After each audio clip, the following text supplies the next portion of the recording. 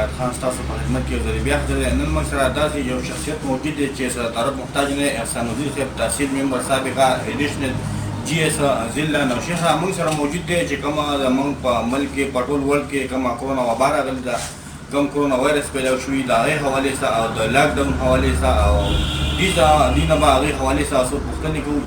اعوذ بالله من الشیطان الرجیم. بسم الله الرحمن الرحیم. ټولو نه اول خو زه ستاسو ډېر زیات شکرګزار یم او د هغې نه بعد تاسو دې دا خبره وکړله کرونا د پروردګار بادشاه له طرف نه یو آفت دی او دا داسې آفت دی چې دا په ټول ملک کې دی. دا صرف په پاکستان باندې نه دی مسلط شوی، دا په ټوله دنیا باندې مسلط دی او دې کې زموږ مشرانو، زموږ ډاکټرانو صاحبانو او هغې سره سره لکه مطلب دی چې زموږ ډېر لوی لوی هستو دې دپاره مونږ ته لکه بار بار دا پروګرامونه ښیي، بار بار مونږ ته دا وایي چې تاسو لکه ډېر زیات احتیاط وکړئ. مونږ ته پکار دا دی چې مونږ د هغې مونږ ته چې کوم ډاکټران کوم احتیاط ښیي، مونږ ته مطلب دی چې د ملک کوم مشران دي هغې کوم احتیاط ښیي، مونږ ته دا پکار ده چې په هغه احتیاط باندې تدابیر باندې مونږ پوره عمل وکړو.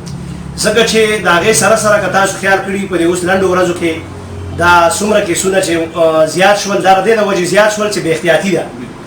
نو زه دا وایم چې مونږ بې احتیاطي کړې هم ده، مونږ د سر نه بې احتیاطي کړې ده او ډېر ملکونه داسې دي چې هغې احتیاطي تدابیر باندې عمل وکړو نو هغه نن کلیر شوي دي. او زمونږ پاکستان چې کوم دی که تاسو سوچ وکړئ نو هغه په دنیا کې 14 نمبر ته راورسېدلو چې هغه د مرګ په لحاظ باندې چې مرګونه هم ډېر زیات وشوله او ډېره د افسوس خبره دا ده چې مونږ د حکومت موجوده چې کوم حکومت دی په هغې سره سره چې کوم د مونږ ډاکټران صاحبان دي مونږ ته چې کوم احتیاطي تدابیر دی په هغې باندې مونږ عمل ونه شو کړی، د هغې په وجه باندې مونږ ته نقصان روان دی او نور به هم کېږي. نو زه به دا خبره وکړم چې لکه لاکډاون هم د دې دغه دی د علاج نه دی خو لکه احتیاط د دې علاج دی چې مونږ د هغې په صحیح طریقه سره احتیاط وکړو.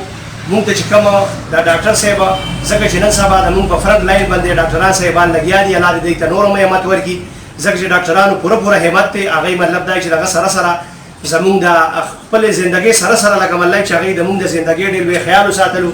نو زه به دا ووایم چې مونږ قوم ته پکار دي چې مونږ د هغې په خبرو باندې د هغې په حکم باندې د هغې په اډر باندې مونږ د هغې احتیاط وکړو ځکه چې مونږ په هغه خبرو باندې احتیاط وکړو نو مونږ به انشاءالله کامیاب یو او د هغه نه به خلاص شو، د کرونا د مرض نه به خلاص شو ځکه چې کرونا ډېر غلطه وبا راغلې ده.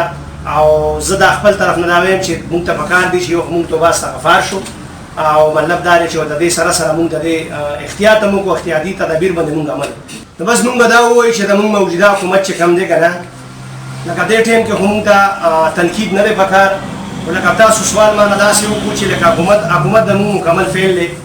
تاسو دا خبرې ته سوچ وکړئ چې اوس زمونږ کوم موجوده حالات روان دي دا 4مه میاشت ده چې د مونږ مطلب دی چې مکمل لاکډاون دی. دې کې چې زمونږ کومه کمزورې طبقه ده نه خو بیخي ختم شول، دیاړمار خلک چې کم دي خو بیخي غرق شول، تباه شول، ختم شول.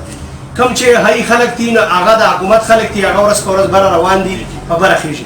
کم چې درمیانه طبقه ده لکه مطلب دا دی چې کم عام خلک دي، روزګاري خلک دي، دکانداران دي، مطلب دا چې وړې وړې کارخانهداران دي، دغه خلک په ډېر لوی سچویشن کې پراته دي، په ډېر لوی تکلیف کې پراته دي. حکومت پاکستان ورسره هېڅ قسم څه هیلپ ونه کړو، نه یې مطلب دا چې د بجلۍ په شکل کې ورسره څه هیلپ وکړو، نه یې ورسره مطلب دا چې د قاضي په شکل کې څه هیلپ وکړو.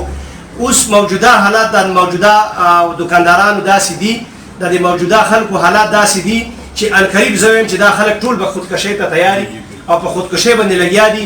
نو ډېره د افسوس خبره ده چې موجوده حکومت په دې خبرو کې ډېر ناکام روان دی او که چېرې دې په دې سیسټم باندې روان وي چې دا کم روان دی نو دا مکمل ناکام دی.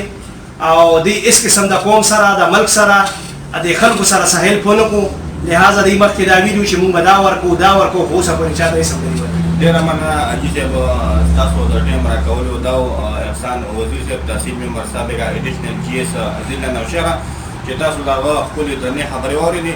دې سره زموږ د پروګرام خپل وخت سره خپل کوربه حیات خان له ورکې اجازت الله پامو. ډېره مننه.